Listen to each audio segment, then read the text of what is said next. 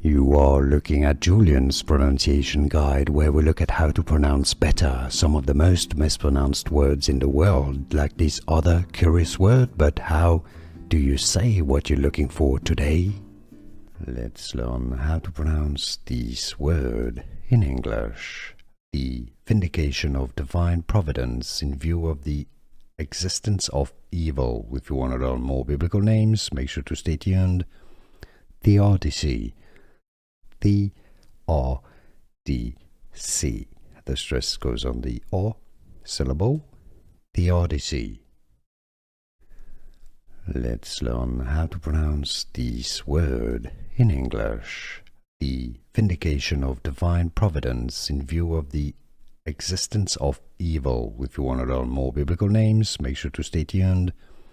Theodicy. Theodicy. The stress goes on the O syllable. Theodicy.